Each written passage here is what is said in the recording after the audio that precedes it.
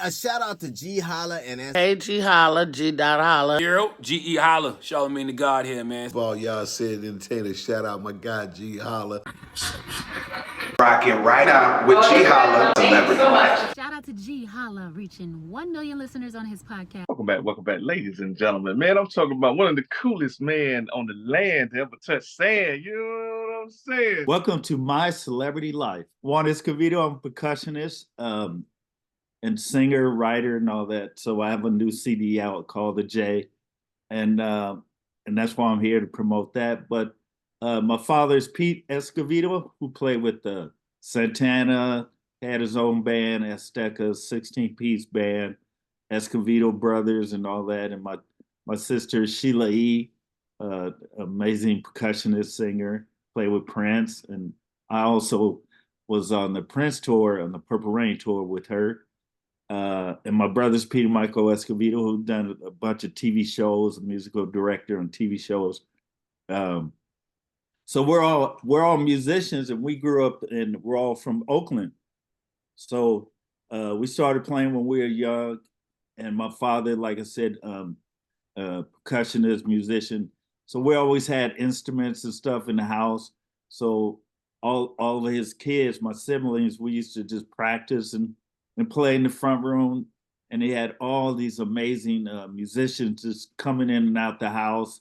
So eventually, we just started gravitating towards all the percussion stuff. And then we got better and better. We put a little band together when we were like, I don't know, 12, 13, trying to do the Jackson 5 and all that stuff, all the dancing and playing. But yeah, it was always just fun in the house, a lot of music, like I said. And then we started, teaching. Well, people were teaching us when they were coming through, like the proper way how to play. And then you start listening to all the stories and about my father touring and when he comes off tour. So we just learned the business and how to just take in the music. Then we started writing, and so I just love playing. And thanks for having me. So for you, Mr. One, growing up, like looking at, like, if we could do, say for example, you and I are in the car and you're looking back in the review of the mirror of your life, can you say that you kind of foreseen certain things, or was it all a surprise? How do you feel about your intuition when you were younger? Did you always know that you were going to reach certain heights in your life as you were progressing, moving through life? Well, you just never know. You can hope that stuff that happened to us will happen, but or pray on and dream about it.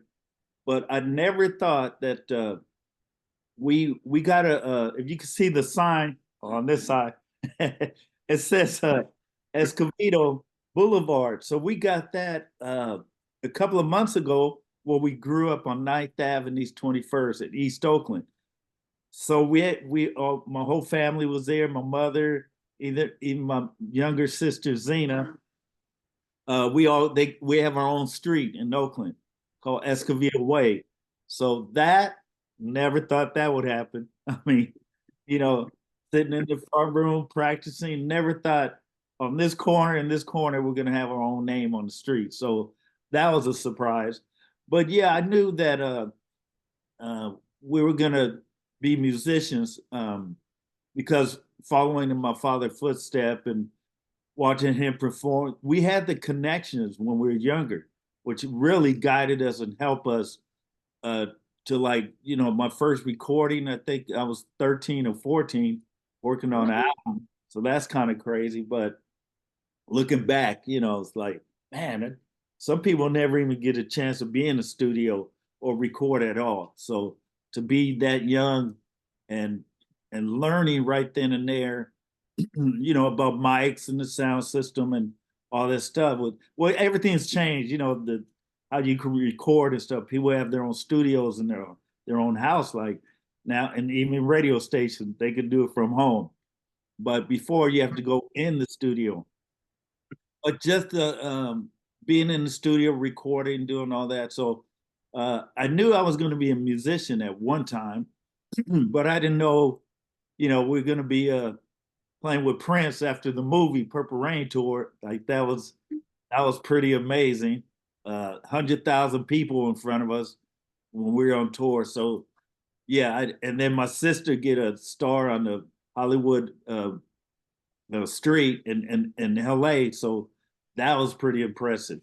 But yeah, you just have dreams. The main thing as a musician, just keep learning your art, your craft, listen to all kind of people, genres of music.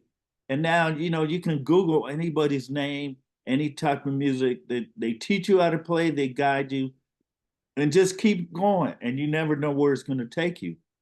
So yeah, my whole family been blessed, still blessed that, man, what we done. Yeah, I look back and say, wow, I can't believe we did that. There's some great moments and still more to come. So we met him right after his first album. I think my father actually met him first before his first album, because he used to come when my father was with Santana Band. The keyboard player Prince used to come in town, take lessons from him. So my father met him like 16 or 17. But when so he used to always come over the house, and he liked my sister and the way she plays, and I think she was on tour with George Duke or something back then. So we met him. He used to come over the house, so we would jam, and I was like, man, this dude, he was so good, because like we had all kinds of instruments in the house. He just played everything. It was so amazing. But once we got on tour, he really loved Sheila's band, and his band was so cool too. So we all go out, and yeah, we play basketball together. He loved playing pool. I would let him win a couple of times because I was pretty good. So I'm like, I don't want him to look bad. But he goes, he'll look up and say, hey, Juan, you're pretty good. I said, thanks, man. So every time there's a pool table, come on. We would play together. But we used to hang out here and there on tour. He'll call my room, ask me, let's go out or do something. So he was really open. Once he liked you, he liked you. And he was really funny cat, a really funny guy. But when he very serious about his music, obviously, because he wouldn't got to how far he went. But he was just really talented, and he really had a lot of fun at sound check, just jamming. That was his thing. Like he just would get on the guitar and we're just playing, jam, and you could just feel his body. Like he's really into it. And then he'll go to bass or piano. He'll get on the drums, and we just like hours and hours of just jamming. And he just really felt the music. That was the fun part, instead of just doing. I mean, obviously the shows were amazing, but when you just have that time to just jam and let it be whatever it becomes. But yeah, and he loved renting out movie theaters. He loved movies, popcorn. He'll rent out the whole theater, so it's just be like our band, Sheila's band, and Prince, and bodyguards around, a lot of bodyguards. So he'll just, you take an order, popcorn, soda, whatever you want, hot dogs.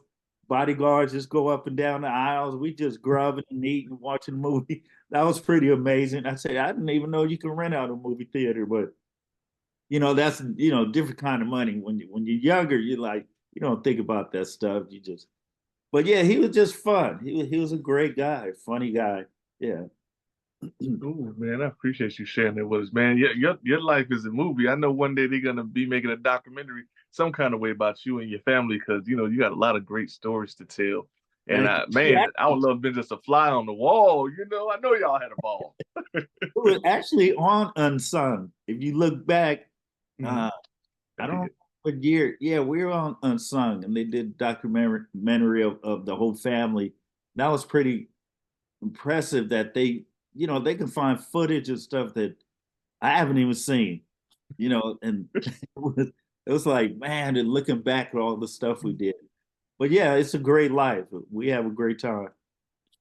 Oh no, you're right. I did see that. So I would love to see it like in the movie adaptation. Oh, Something like how they did Temptations. I know it wasn't really a movie, more like I know Five Heartbeats was kind of geared off of that. But I would love to see you all in a movie adaptation. I think that'd be super cool. Who you think could play you? Who would be somebody in Hollywood you think can get you down pat?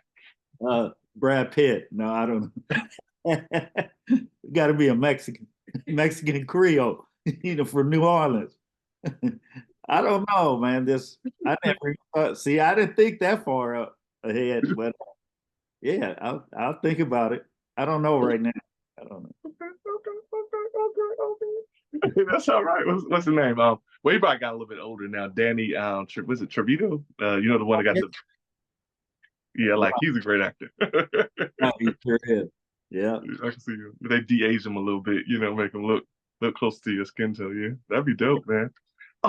So just like I said, a few more questions. I won't hold you too much longer. With growing up with your sister Sheila E. and she becoming popular within the family, doing her own thing, becoming a household name. I actually saw a video as of late.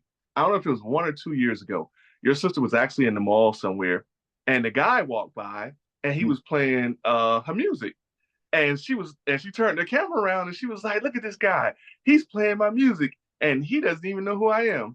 Do you know the guy stopped and looked at her and said, "Hey, Sheila," and walked off. And she was like, "I can't believe the younger generation. Like a lot of older artists would be surprised. A lot of younger people, you have been the soundtrack to their lives. You just don't know it, That's true. I saw that little footage, and the thing is, she's at the mall. She's not, all fancy, did it up and all that. So I think she had a hat on and stuff. So, and her tennis shoes or whatever. So that's probably why she might have said that, and being humble and just, yeah. And he walked by, how she looked. No, he said, "I know who you are," or something like that. He was playing glamorous, like, yeah, that was cool. Hey, that's all right. That's all right. And like we say, music is just being recycled. I look at like the 70s and the 80s and 90s. That generation right there created the most realist music. To me, that's my personal opinion. Strong music. You can listen to it even when you're younger and getting the feel of what love is and what to party, because you all's generation, y'all really party. Y'all really had fun. This generation now, everybody kind of got their phones around. Nobody's really dancing. You probably had some wall hugger flower people back in the day, but now it's more prevalent than ever. You all really made music that makes you want to get up and get your exercise on.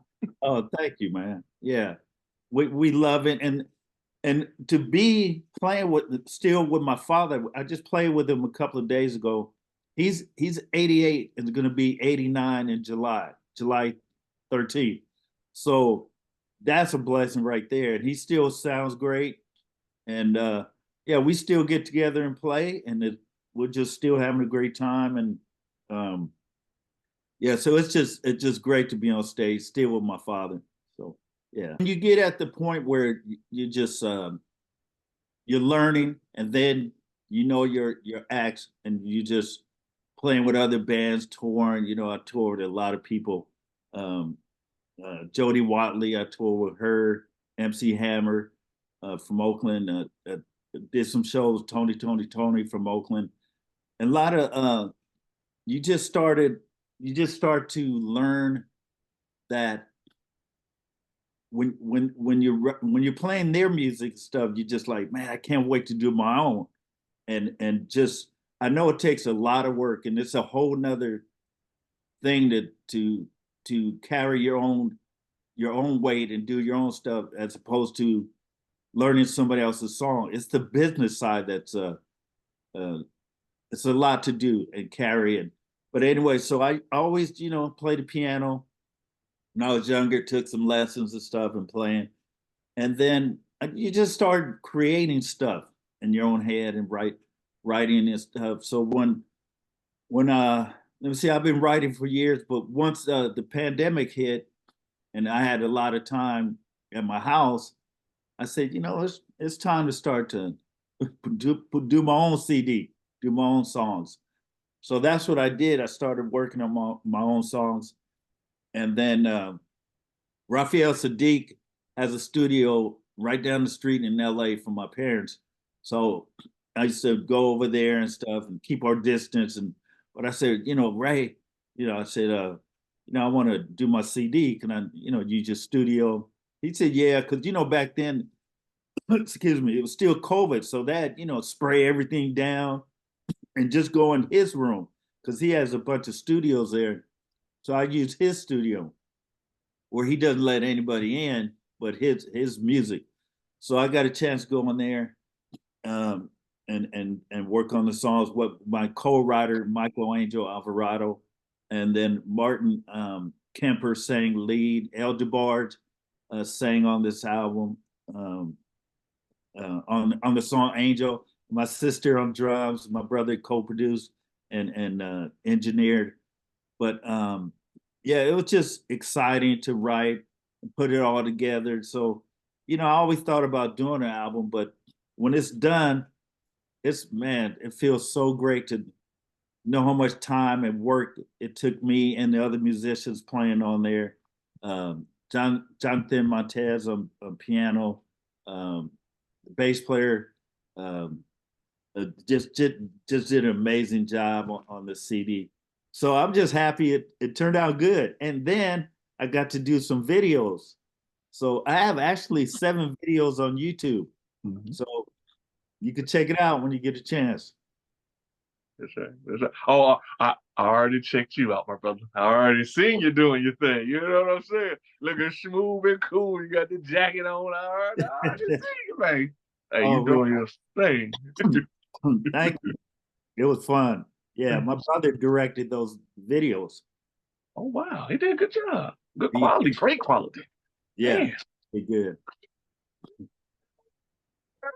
Man, I tell you, you people from the Bay, Oakland, you all are just legendary. Like, you got the street named after you with your family.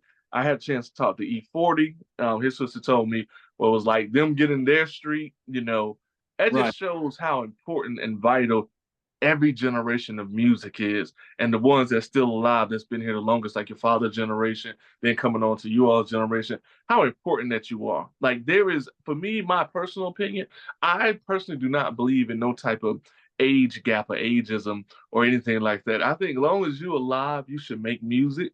You should create it. There are fans out there that want to hear it as they grow in life with you. They're able to introduce you to their children, and how necessary that you all are. The older you are, the more valuable, I'm going to say, that you are. You're much needed because you got the wisdom. You got the understanding. Many people come to the studios now, like you spoke of before, they don't have no full bands. They can't play many different instruments. All the stuff is synthesized. And I'm not saying it's a bad thing, but I just think as a people, man, it's better when we can actually put our hands on the drums and the pianos and the keys and the chords and actually follow into rhythm. It creates a different symbiotic thing of healing too, because the music frequency comes with certain healings when you play certain keys and chords and things of that nature. And I'm thankful that you all are still around and still doing your thing. And I think that as the future progresses and moves on, your value will only get greater because of who you are. The very essence of you is music, and I appreciate that. And I thank you for sacrificing and putting your life out for the public, because I know it wasn't easy. You had your ups and your downs, as you talked about. But yet you're still here and you're still creating beautiful music, man. That's going to save somebody when they're sitting alone, don't have nobody to talk to. They could put on Angel and they could just hear the vibes and hear where you poured all your emotions and your all soul into this music. And you saving people's lives that you may not ever meet or never, ever know. Right. Well, thank you. Yeah. You said a lot there, and I really appreciate that. That is one of the purpose of to me, playing with the band, and they all bring their own knowledge and stuff and feeling with how long they've been playing, So when they bring it to the table, you can write chords and do things, but when you play in the room together, when I was recording, to have all the band there and stuff, they bring their own flavor, and it just really turned out good. I'm very proud of it. Hey, Okay. Still on. I like to play this game of sevens because we know seven is a holy and spiritual number found throughout all religions, all spiritualities. But we could pick the Bible, for example, and we can say that the number seven is the number of completion for God because God rested on the Sabbath. Some people say that Sabbath is Saturday, Sunday, Monday, whatever it is between you and your God, do your thing. That's cool with me. But for you, Mr. Juan, you're tasked to find seven people in history. Now, keep in mind, if you say like Prince, you get the band, you get everybody that was hooked into him. If you say Michael Jackson, you get his family and whoever was hooked into him. I want to know what seven people, living or dead, would you choose to go on your Angel World Tour? And like I say, whoever you choose, you get all of everything they got with them to open up, to close out, to be a part of the show, however you want them to be. What seven people, living or dead, would you choose? Wow, that's a great question. There's so many that I admire, but I would say James Brown is up there. James Brown, Stevie Wonder, Tito Puente, the king of timbales. Let me see, who else would I have? Like Marvin Gaye. I know they're older, but just to be, in the band, Elvis. Let me see. Oh, Frank Sinatra, Sammy Davis Jr. Did I pass six? No, you hit seven, but I'm gonna give you one alternate. Who would that alternate be? You want to spring them on the people. Who would that eighth person be? Oh man, let me see. Dead or alive? Who would? Dead or alive? Beyonce would be great. Yes. Okay. Ding, ding, ding, ding. And Mr. Ward, that number 8 is such a powerful number too. It's symbolic of our DNA. Because when you study the DNA structure, you can see the number 8. But as you know, when you take it and you turn it this way, it turns into infinity. And the brothers of the Nation of Islam, they wear the bow ties, which represent that 8, that infinity across your throat chakra. So may your voice be forever heard throughout all of the halls and the walls of the earth. And may it regenerate and bring forth good vibes and good times and love and healing that you put into your music, as you put your soul into the very essence of everything you do. May it give birth to somebody else who will discover their love for music and continue on the tradition. Thankful to great people like yourself. Hi, I'm Juan Escovedo, and I'm on Celebrity Life with GeHolla. Thank you, man. Thanks for having me. This was a nice interview. You had some great questions. I feel your vibe and love for music and people, so I appreciate you. And I appreciate you, my brother. Keep shining all the days of your life.